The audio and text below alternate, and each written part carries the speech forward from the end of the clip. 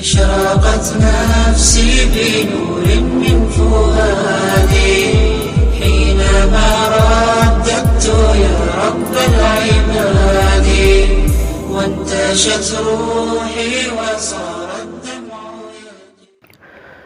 الحمد لله نحمده ونستعينه ونستغفره ونؤمن به ونتوكل عليه ونعوذ بالله من شرور أنفسنا ومن سيئات أعمالنا من يهده الله فلا مضل له ومن يضلله فلا هادي له ونشهد أن لا إله إلا الله وحده لا شريك له ونشهد أن سيدنا وسندنا ونبينا وحبيبنا ومولانا محمدا عبده ورسوله أما بعد فقد قال الله تبارك وتعالى في كلامه المجيد والفرقان الحميد بعد أعوذ بالله من الشيطان الرجيم بسم الله الرحمن الرحيم من ذا الذي يقرض الله قرضا حسنا فيضاعفه له أضعافا كثيرة والله يقبض ويبسط وإليه ترجعون وقال تعالى في موضع آخر الشيطان يعدكم الفقر ويأمركم بالفحشاء وقال النبي صلى الله عليه وسلم إن الصدقة لتطفئ غضب الرب وقال النبي صلى الله عليه وسلم ما نقصت صدقة من مال وقال النبي صلى الله عليه وسلم من فرج عن مسلم كربة فرج الله عنه كربة من كربات يوم القيامة أو كما قال صلى الله عليه وسلم مہمانان مکرم، دینی بھائیوں، عزیزوں، دوستوں اور بزرگوں، اللہ رب ذوالجلال نے ہمیں اس مرتبہ مسلسل 3 بہترین راتیں ہمیں عنایت فرمائی تھیں۔ چہارشنبے کی رات یوم عرفہ بابرکت والی رات اور فضیلت والی رات تھی، پھر گزشتہ کل جمعرات عید والی رات۔ کتابوں میں اور احادیث میں ملتا ہے کہ عید والی رات میں اگر بندہ رات میں اللہ کی رضا کی خاطر عبادت میں لگے رہتا ہے، دونوں عیدین میں عید الفطر ہو یا عید الاضحیٰ ہو، تو حدیث پاک میں آتا ہے اللہ کے پیارے آقا جناب محمد الرسول اللہ صلی اللہ علیہ وسلم نے فرمایا، جو بندہ عیدین کی راتوں میں عبادت کرتا ہے تو جس دن سارے لوگوں کے دل مردہ ہو جائیں گے، اس دن بھی عیدین کے راتوں میں عبادت کرنے والے کا دل زندہ رہے گا۔ اتنی بڑی فضیلت تھی، وہ رات بھی گزر گئی۔ آج کی تیسری رات ہے، آج یوم الجمعہ ہے، سید الایام الجمعہ، تمام ہفتے کا، تمام دنوں کا سردار جمعے کا دن ہے۔ پھر مزید اللہ رب ذوالجلال نے اور 2 دن ایکسٹرا کر دیے عید کے بعد، کہ ایک آج کا دن ہے اور دوسرا کل ہفتے کا دن ہے۔ شریعت کے اعتبار سے ہمارے مسلمانوں کے لیے جو عیدیں ہیں، ان میں سے عید الفطر 1 دن کی ہوتی ہے اور عید الاضحیٰ 3 دن کی ہوتی ہے۔ جمعرات، جمعہ اور ہفتہ اس مرتبہ کے 3 دن ہیں، اور ہماری شریعت نے ایسے موقع پر ایک بہت ہی اہم پیغام دیا ہے اور امت کو ایک بہت بڑا اہم سبق سکھایا ہے۔ اللہ کے پیارے حبیب صلی اللہ علیہ وسلم نے بھی بتا دیا، یہ جو عیدین کے موقع آتے ہیں، خصوصاً عید الاضحیٰ کا موقع، اس میں اللہ کے پیارے حبیب صلی اللہ علیہ وسلم نے فرمایا ان ایام میں، عید الاضحیٰ کے 3 ایام میں فرائض کو ہٹا دیں۔ فرائض تو بندہ پڑھتا ہی ہے، مومن کی شان ہی یہی ہے کہ اس سے ایک نماز بھی نہ چھوٹے۔ فرائض کے علاوہ جو سب سے اہم عبادت اللہ کی یہاں محبوب و مقبول ہے، وہ قربانی کا عمل ہے۔ اس قربانی کو لاگو کر کے اللہ رب ذوالجلال نے اپنے پیارے حبیب صلی اللہ علیہ وسلم کے توسط سے اس امت کو یہ سبق دیا ہے کہ اس قربانی کے موقع کے اندر جس طرح ہم دیکھتے ہیں کہ فلاں جگہ خالی ہے، فلاں گھر خالی پڑا ہے، ہم قربانی دیتے ہیں، اپنے قربان کیے ہوئے جانوروں کے گوشت کو ان تک پہنچاتے ہیں، یہ تو واجب ہے، لیکن اس کے ساتھ ساتھ یہ بھی دیکھنا ہے کہ ایسے ماحول میں عیدیں صرف گوشت سے نہیں منائی جاتی۔ میں غریب ہوں، فلاں جگہ سے میرے گھر میں گوشت آتا ہے، صرف میں نے گوشت کھا لیا تو میری عید نہیں بنتی۔ عید کے اجزاء اور بھی ہیں، خوشیاں کے طریقے اور بھی ہیں۔ غریبوں کو یہاں صرف گوشت پہنچانا صرف ان کی عید نہیں بنتی، بلکہ ان کی ضرورتوں کا خیال رکھنا بھی عید کا حصہ ہے۔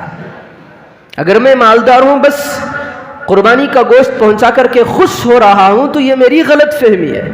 ان کی یہاں دیکھنا پڑے گا کہ صرف ان کے یہاں چولہا جلنے سے ان کے یہاں عید نہیں منائی جاتی، ان کے بچوں کی عید نہیں ہوگی جب تک کہ پھٹے پرانے کپڑے میں وہ رہیں گے، وہ عید کیسے مانیں گے؟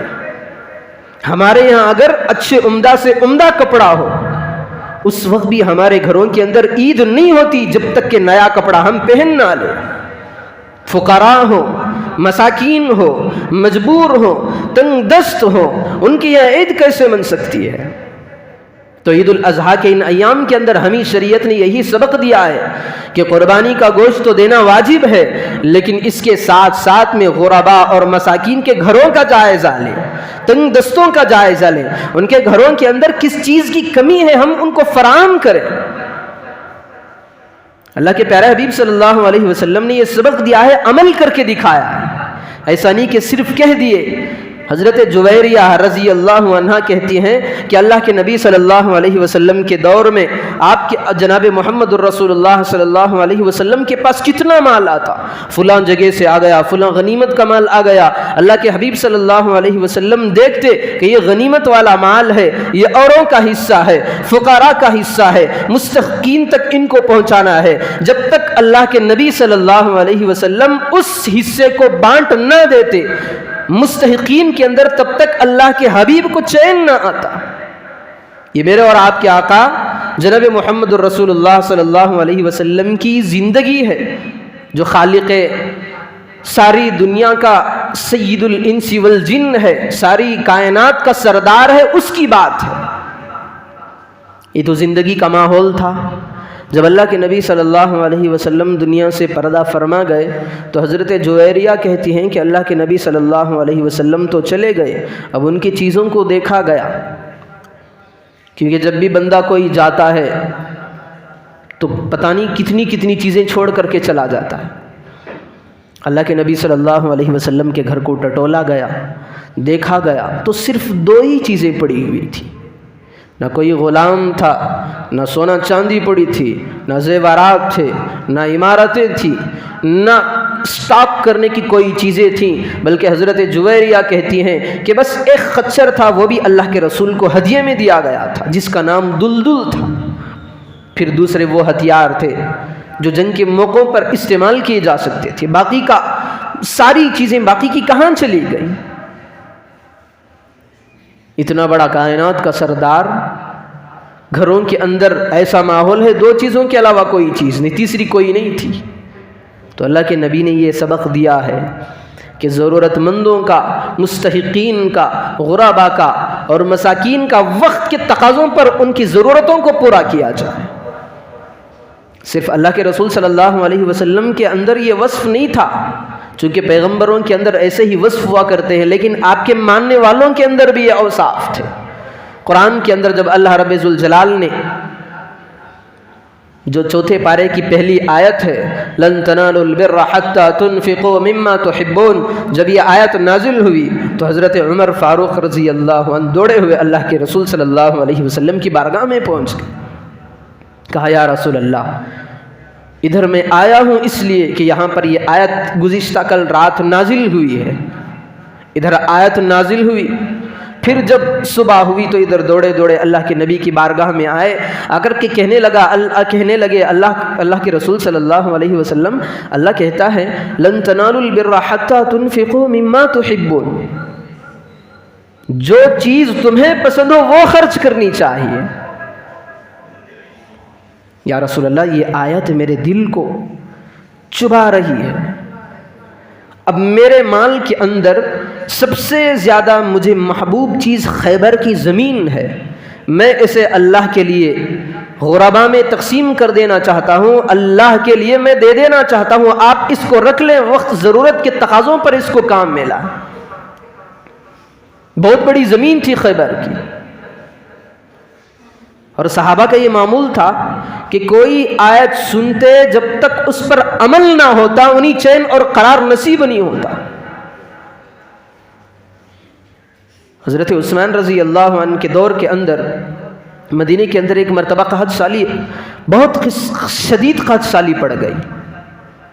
بھوکے لوگ باہر آ رہے، تاجر تجارت کے لیے کوئی چیز ہاتھوں میں نہیں ہے، سارے کے سارے بھوکے پڑے ہیں، پریشان ہیں، تندرست تو کیا مالدار، ان کا جینا بھی حرام ہو گیا تھا. اور تجارت کرنے والے بڑے بڑے پیمانوں پہ وہ بھی پریشان ہیں، ہمارے پاس چیزیں ہیں ہی نہیں، ہم کس چیز کی تجارت کریں. معلوم ہوا کہ حضرت عثمان رضی اللہ عنہ کا قافلہ آ رہا ہے، تو سارے تاجر حضرات مدینے کے باہر کے حصے میں آ گئے جہاں پر حضرت عثمان کا قافلہ آ رہا ہے. حضرت عثمان رضی اللہ عنہ کو روک کر کہنے لگے، جو یہ چیزیں آپ لے کر آ رہے ہیں 1000 اونٹ ساز و سامان کے ساتھ تھے. 1000 اونٹ. سارے تاجر ہیں، مدینے کے سارے تاجر باہر آ کر کے حضرت عثمان سے ملاقات کرنے لگے اور کہنے لگے آپ اس تجارت والے سامان کو مدینے کے اندر نہ لے جائیں، ہمیں یہیں پر دے دیں اور ہم دگنی بولی لگائیں گے. آپ نے 1 روپیے کا لیا ہے تو ہم 2 میں لیں گے آپ سے. دوسرا آ کر کے کہتا ہے کہ میں 3 سے لوں گا، چوتھا کہتا ہے کہ میں 4 سے لوں گا. پھر آتے آتے لوگوں نے بولی لگائی، 6 تک کی بولی لگائی. آپ نے سامان 1 کروڑ کا لیا ہے تو ہم 6 کروڑ میں خریدنے کے لیے تیار ہیں، 100 میں لیا ہے تو 600 دینے کے لیے تیار. حضرت عثمان رضی اللہ عنہ نے پوچھا کہ بتاؤ اور کوئی بولی لگا سکتا ہے اس سے آگے کی؟ دیکھا کہ سارے لوگ جتنے بھی تاجر حضرات آئے ہوئے تھے 6 گنا حصہ دینے کے لیے تیار تھے، پھر سٹاپ ہو گئے. یعنی 7 حصہ دینے کے لیے کوئی تیار نہیں، 8واں حصہ زیادہ بڑھا کر دینے کے لیے تیار نہیں، یعنی 100 روپے کا 800 روپے سے لینے کے لیے تیار نہیں. حضرت عثمان رضی اللہ عنہ نے کہا میں اس کو یہ غلہ اور میرا سارا کا سارا سامان دینے کے لیے تیار ہوں جو 1 کا 10 دے گا. تاجر تو پریشان، کہنے لگے کہ حضرت مدینے کے سارے تاجر یہیں پر ہیں، کوئی آپ سے لینے کے لیے تیار نہیں 1 کے 10 میں.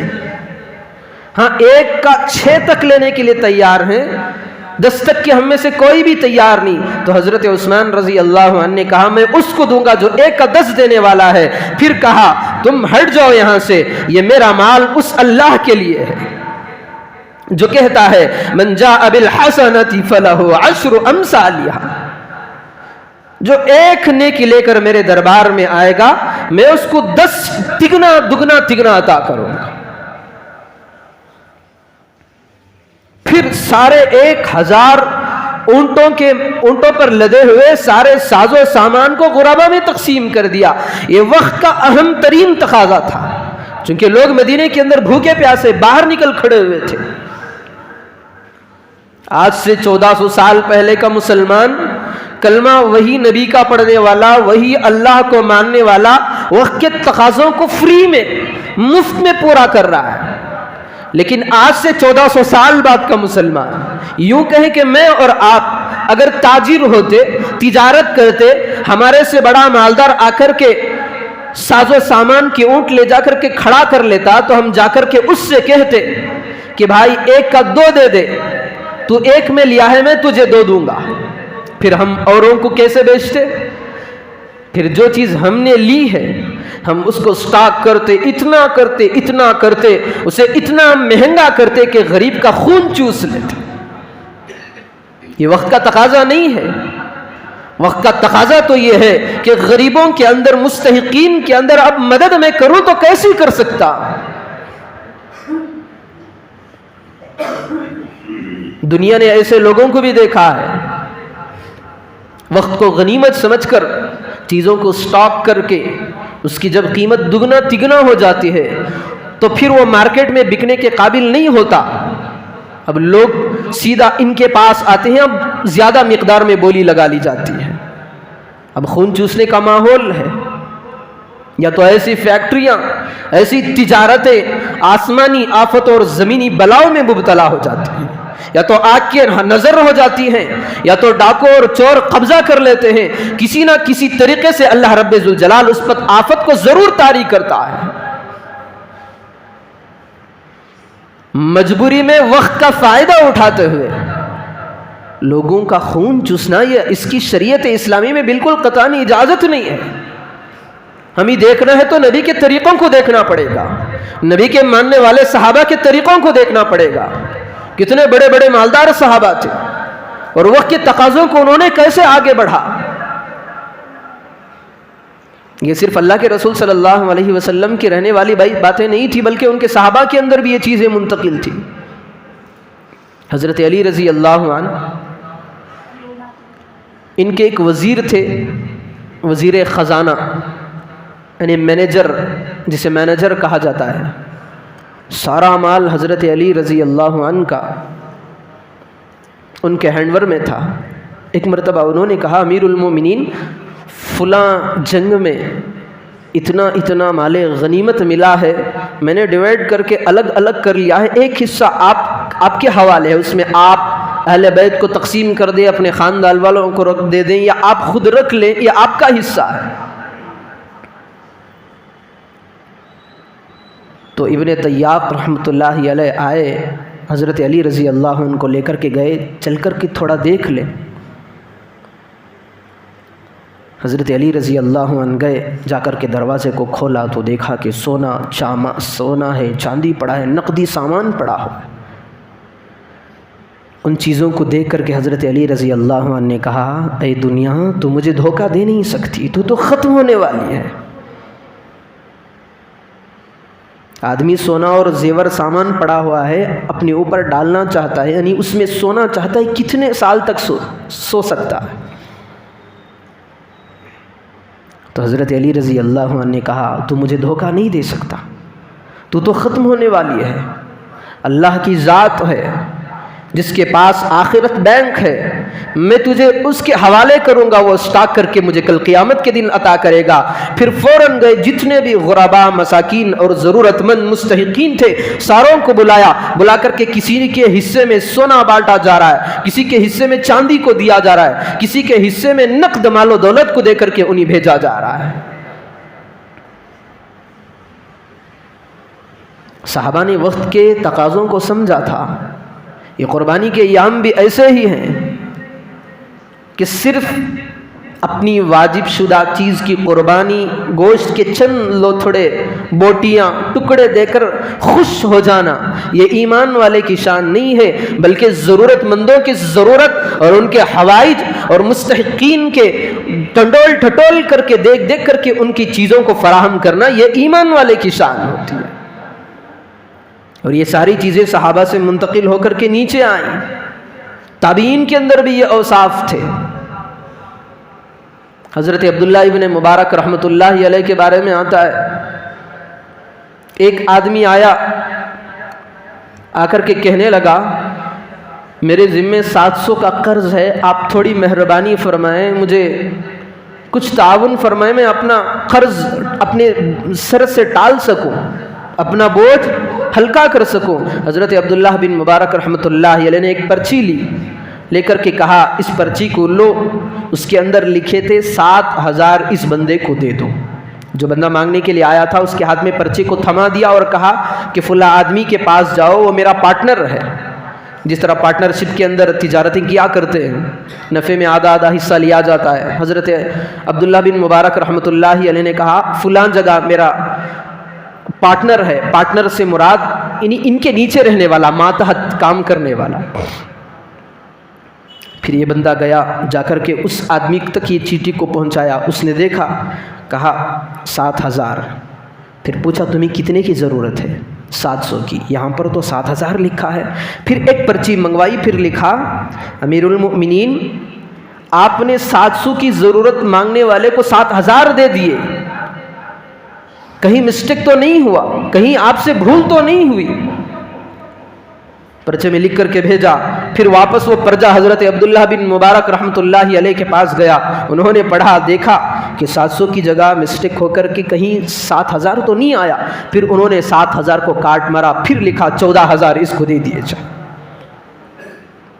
پھر وہ پرچی آئی واپس، اس کام کرنے والے کے ہاتھ میں پہنچی، اس نے دیکھا پھر 14,000۔ یہ تو غضب کی چیز ہو گئی، پہلے تو 7,000 تھے، پھر ڈبل 14,000 ہو گئے۔ اس نے تیش میں آ کر کے لکھا امیر المومنین اگر آپ ایسا کرتے جائیں تو خزانے کے اندر سے مقدار کمی ہوتی جائے گی، پھر ایک وقت وہ بھی آئے گا ہمارے پاس مال وال کچھ نہیں بچے گا۔ بظاہر تو یہی لگتا ہے، میرا مال ہے، میں فقیر کو دے رہا ہوں، 1,000 روپے میرے پاس ہے، میں نے کسی کام کے لیے سٹور کیا تھا، رکھا ہوا تھا، 500 دے رہا ہوں، تو میں سمجھ رہا ہوں کہ میرے 500 مال میں سے یوں ہی دے دیا، یعنی بلا وجہ میں نے اس کو دے دیا، میرے مال میں کمی آ گئی، اس کا کوئی معاوضہ مجھے ملنے والا نہیں ہے۔ ہماری عقلوں کے اندر یہی باتیں آتی ہیں، یعنی میں نے اسے مفت میں دیا، مجھے کیا ملا؟ تو پھر اس آدمی نے لکھا عبداللہ بن مبارک رحمۃ اللہ علیہ کو حضرت آپ نے 14,000 دے دیے، مال کے اندر کمی آ جائے گی، دھیرے دھیرے مال ختم ہو جائے گا، پھر ہم مصیبت میں مبتلا ہو جائیں گے، پریشانی کا شکار ہو جائیں گے۔ اتنا بڑا بیان لکھ کر کے پھر وہ چٹھی کو پہنچایا۔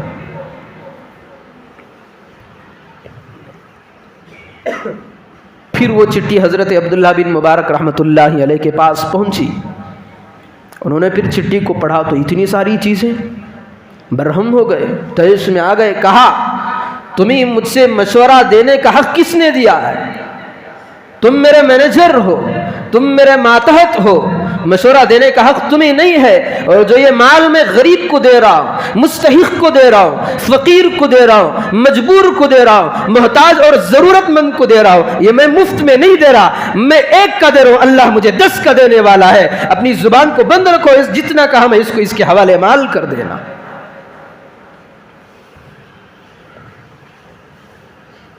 ان حضرات کے اندر سے یہ اوصاف کہاں سے پیدا ہو گئے؟ انہوں نے شریعت کو صحیح شریعت جانا تھا، اللہ کے رسول صلی اللہ علیہ وسلم کے اوصاف کو اپنے دلوں کے اندر بٹھایا تھا۔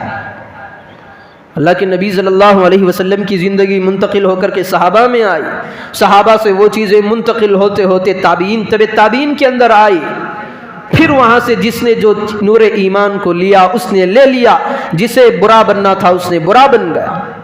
آج ہم سب کی یہی حالت ہے، 2-4 آنے 2-4 روپے غریبوں میں ہم کیا دیتے، پھر اس پر احسان جتلانا شروع کر دیتے۔ ضرورت تھی 700 روپے دینے کی، حضرت عبداللہ بن مبارک رحمۃ اللہ علیہ نے 14,000 دیا۔ ضرورت کیا تھی انہیں 14,000 روپے دینے کی؟ اور حضرت علی رضی اللہ عنہ نے سونے کا ڈور، سونے کا دروازہ جب جیسے ہی کھولا تو حضرت علی رضی اللہ عنہ نے سونے کو دیکھ کر فرمایا تو مجھے دھوکہ نہ دے اے دنیا، کیونکہ ان حضرات کی دلوں کے اندر ایمان کا نور اتنا بھرا ہوا تھا کہ سونے چاندی کی چمک دمک ان کے نور ایمان کو ذرا برابر کمی لانے کی طاقت اس چیزوں کے اندر نہیں تھی دنیا کی۔ صحابہ اللہ کے رسول صلی اللہ علیہ وسلم سے یہ سلسلہ چلا آ رہا ہے۔ اللہ کے رسول صلی اللہ علیہ وسلم کے زمانے میں ایک صحابہ تھے، اسلام میں داخل ہوئے، اللہ کے رسول صلی اللہ علیہ وسلم سے آ کر شکایت کی کہ یا رسول اللہ، میں جس جگہ رہتا ہوں وہ غربت زدہ علاقہ ہے، کھانے پینے کی کمیاں ہیں، مال و دولت کے اعتبار سے بہت کم حالت والا ہے، آپ مجھے کچھ چیزیں عنایت فرمائیں۔ اب اللہ کے رسول صلی اللہ علیہ وسلم نے دیکھا، اللہ کے رسول کے پاس اگر سونا چاندی ہوتا تو فوراً بلا کر کے دے دیتے، جو چیز بھی میرے اور آپ کے آقا جناب محمد رسول اللہ صلی اللہ علیہ وسلم کے پاس ہوتی، قسم خدا کی اللہ کے رسول صلی اللہ علیہ وسلم اس کو دے دیتے، جو چیز بھی آنکھوں کے سامنے نظر آتی۔ جب یہ بندہ آیا ہے تو اس وقت اللہ کے نبی صلی اللہ علیہ وسلم نے کہا جاؤ، تمہاری ضرورتیں ہیں جو تمہارے سامنے نظر آ رہی ہیں۔ چند اونٹ چر رہے تھے، پیارے آقا صلی اللہ علیہ وسلم نے فرمایا جتنے اونٹ چر رہے ہیں سارے تمہارے حوالے، ایک اونٹ نہیں، کافی تو ایک اونٹ بھی تھا اس وقت میں۔ کہتے ہیں غریب کے لیے 2 روٹی بھی بریانی سے زیادہ بڑھ کر ہے۔ اگر لقمہ بھی دے دیا جائے بھوکے کو، ڈوبتے کو تنکے کا سہارا، غربت کے مارے کو، بھوک کے مارے کو، پریشان حال کو، اگر ایک روٹی اس کے ہاتھ میں تھما دی جائے تو اس موقع پر دوسرے ایام میں اس کو بریانی کھلانے سے زیادہ یہ روٹی بہت بھاری پڑ جائے گی۔ اللہ کے رسول صلی اللہ علیہ وسلم چاہتے تو ایک اونٹ اس کے حوالے کرتے، کہا کہ جتنے اونٹ یہاں پر دکھ رہے ہیں چر رہے ہیں سارے کے اپنے پاس لے جاؤ۔ وہ بندہ لے گیا، اپنی قوم والوں سے کہا کہ میں ایسے پیغمبر کے ہاتھ پر ایمان لے کر آیا ہوں، اور میں اس وقت اس پیغمبر کے پاس سے آ رہا ہوں جو ایسا عطا کرنے والا ہے، ایسا دینے والا ہے، ایسا نوازنے والا ہے جس کے بعد فقر و فاقے کا کبھی نام نہیں آئے گا۔